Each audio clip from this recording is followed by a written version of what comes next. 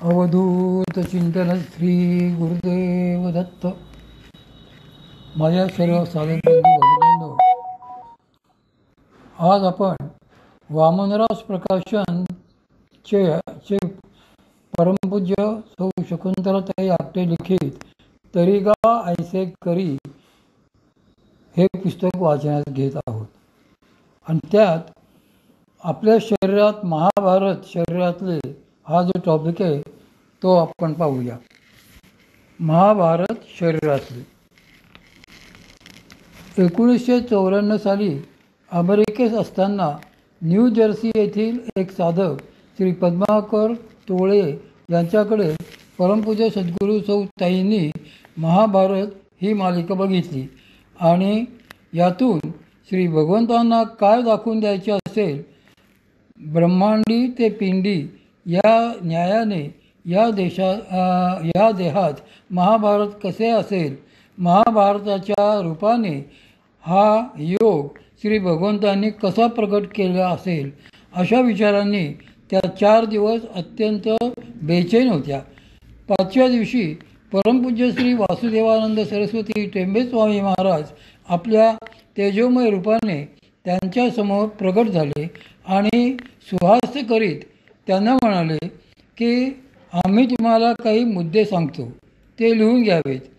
परमपूज्य सौ ताईंनी कागदपत्र आणेपर्यंत श्री थोरले महाराज थांबले आणि त्यानंतर त्यांनी महाभारतातील योग त्यांना मोठ्या खुबीने स्पष्ट करून सांगितला. तोच प्रस्तुत प्रवचन संकलनातून परमपूज्य सौ ताईंनी साधकांना उलगडून सांगितलं आहे. यदा यदा हि धर्मस्य ग्लानिर्भवति भारत अभ्युत्थानमधर्मस्य तदात्मानं सृजाम्यहम्. आपल्याला श्रीमद भगवद्गीतेच्या 4थ्या अध्यायाला हा श्लोक अगदी चांगला माहीत आहे, कारण दूरदर्शनवरील महाभारत या मालिकेमध्ये आपण पुष्कळ वेळा तो ऐकलेला आहे. तसे महाभारतही आपल्याला सगळ्यांना माहीत आहेच. ते गोष्टीरूप असल्यामुळे आपल्याला आवडेलही. त्याविषयी शंकाही खूप येतात की हे असेच का, तो तसेच का वागला, त्यानंतर कर्णाला एवढे दुःख का, पांडवांना वनवास का, वगैरे वगैरे. अशा शंका येण्याचे मुख्य कारण म्हणजे महाभारताकडे बघण्याची आपली ठराविक साचेबंद अशी एकच एक दृष्टी असते. आपण गोष्टीरूप म्हणून किंवा काहीतरी पुराणकथा म्हणून त्याकडे बघतो. पण हे महाभारत ज्यांनी निर्माण केले त्या महर्षी वेदव्यासांनी जेव्हा ते रचले त्यावेळी त्यांनी काही ते फक्त गोष्टीरूपच ठेवायचे या उद्देशाने रचलेले नव्हते. परिपूर्ण अवतार कार्य. एक लक्षात ठेवावे की श्रीकृष्ण अवतार हा श्री भगवंतांचा परिपूर्ण अवतार समजला जातो. परिपूर्ण अवतार म्हणून जेव्हा ते आले तेव्हा ते काही फक्त व्यवहार शिकवायला आले असे नाही, किंवा फक्त अध्यात्म शिकवायला आले असेही नाही. त्यांनी जे जे सांगितले ते सर्व ते स्वतः प्रत्यक्ष जगले आणि प्रत्यक्ष जगून प्रत्येकाला त्यांनी तसे वागायला लावले. त्याप्रमाणे त्यांनी आपल्याला उदाहरण घालून दिले. कशाचे? तर अध्यात्माचे. म्हणजे कसे? त्यासाठीच आपल्याला महाभारत हे थोड्या वेगळ्या पद्धतीने बघायचे आहे. गोष्टीरूप तर ते नेहमीच असते, पण थोड्याशा वेगळ्या दृष्टीने त्याच्याकडे जर बघितले ना तर त्याबद्दलच्या आपल्या अनेक शंका दूर होतात. व्यास महर्षींनी ते फार सुंदर रीतीने मांडलेले आहे. महाभारताची चिकित्सित संशोधित आवृत्ती जर आपल्याला पाहायची असेल तर पुण्याच्या भांडारकर इन्स्टिट्यूटमध्ये संबंधितांना भेटावे. तेथे त्याविषयीचे फार चांगले संदर्भ उपलब्ध होतील. जाणत्या महात्म्यांनी कितीतरी ठिकाणी असे म्हणून ठेवले आहे की ब्रह्मांडी ते पिंडी. त्यानुसार जे काही महाभारतात घडलेले आहे ते सर्व पिंडात देखील असलेच पाहिजे. ही कल्पना अवघड आहे, पण तरीसुद्धा ती शक्य आहे. जे काही ब्रह्मांडी आहे ते पिंडी आहेच. महाभारत जर बाहेर घडले असेल आणि ते जर अध्यात्माचा एक अभ्यास किंवा एक धडा म्हणून श्री भगवंतांनी आपल्याला सांगितले असेल तर ते आतही तसेच असणारच. कारण त्यांनीच सांगितले आहे की आमची एकही कृती योगाला किंवा शास्त्राला सोडून नाही. तसे जर असेल तर त्यांच्या प्रत्येक कृतीतून आपल्याला काही ना काही शिकायला मिळालंच पाहिजे. असे जर शिकायला मिळायचे असेल तर जे ब्रह्मांडीय आहे ते पिंडी असलेच पाहिजे. म्हणजेच सगळे महाभारत हा एक योग असला पाहिजे. तो योग कसा आहे तेच आता बघूया. फार इंटरेस्टिंग गोष्ट आहे ही. बघा पटेल का ते. पांडव आणि कौरव. महाभारतातले भगवंत भगवान श्रीकृष्ण म्हणजेच परब्रह्म. परब्रह्म म्हणजे जे मूळ तत्त्व आहे ते. हे काही आपल्याला सगळ्यांना परत सांगायला नको, पण मी प्रत्येक गोष्ट अशी स्पेशली करत जाते म्हणजे मला कशी रचना करायची ते लक्षात येईल. श्री भगवंत म्हणजे परब्रह्म.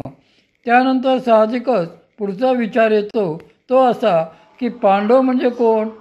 हे पांडव शरीरामध्ये कुठे असतील तर 5 पांडव म्हणजे पंचप्राण.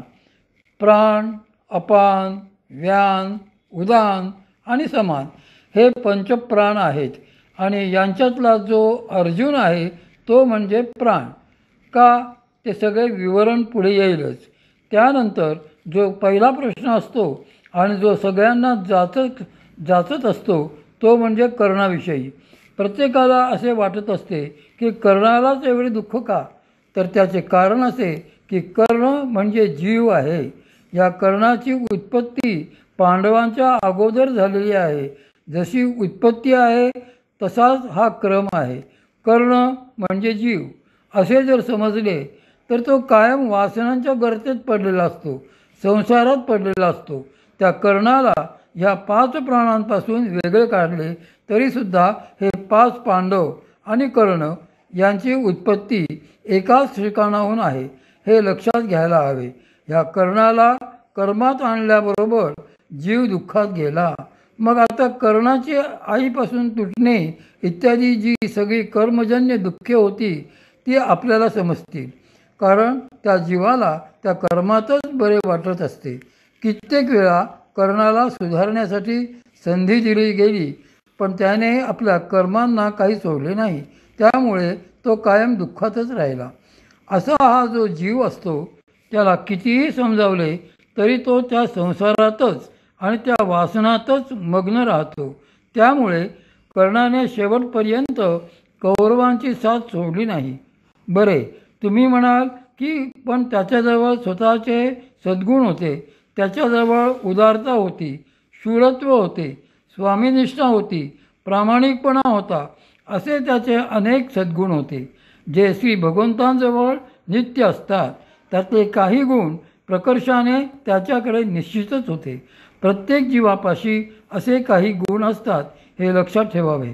हा कर्ण कायम कौरवांच्यात वावरला. कौरव म्हणजे वासना, म्हणजे हा जो जीव आहे तो सगळ्या वासनांच्या गर्तेत वावरतो. त्यामुळे दुर्योधनाबद्दल सुद्धा त्याला कित्येक वेळा शंका अशी की हा नीट वागेल ना. अंतःकरणाचे 4 विभाग. आता या वासना कशा आहेत बघा. या वासनांच्या बरोबरच कौरवांच्या बाजूला काही चांगला भागही होता.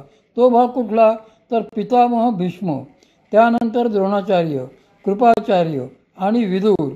आपल्या अंतःकरणामध्ये 4 विभाग असतात आणि हे 4ही विभाग अत्यंत महत्त्वाचे आहेत. हे 4 विभाग म्हणजेच हे 4घे जण आहेत. हे 4 विभाग कुठले हे समजण्याकरता अंतःकरणाचे 4 गुण कुठले सांगितले आहेत ते बघा. पहिला गुण म्हणजे निश्चय. तो निश्चय नेहमी धर्मनिश्चयच असतो. हा निश्चय म्हणजे पितामह भीष्म. त्यांनी शेवटपर्यंत निश्चयाला सोडले नाही. अंतःकरण हे कुठेतरी पापभीरू असते आणि त्यामुळे ते त्या निश्चयाला सोडत नाही. त्यानंतर दुसरा भाग विवेक म्हणजेच विदुर. विदुरांसमोर कसलाही प्रसंग असो त्याने कधीही विवेक सोडला नाही. धृतराष्ट्र अत्यंत वैतागलेला होता की आता युद्ध होणार की नाही आणि माझ्या मनाप्रमाणे होणार की नाही. आता पांडव येतील का आणि माझे राज्य हिरावून घेतील का, अशा मोठ्या अस्वस्थ मनस्थितीत तो होता. असा चिंतातुर अवस्थेत तो असताना विदुर जेव्हा त्याला भेटायला गेला तेव्हा धृतराष्ट्र राजाने त्याला आपल्यासमोर बसायला सांगितले.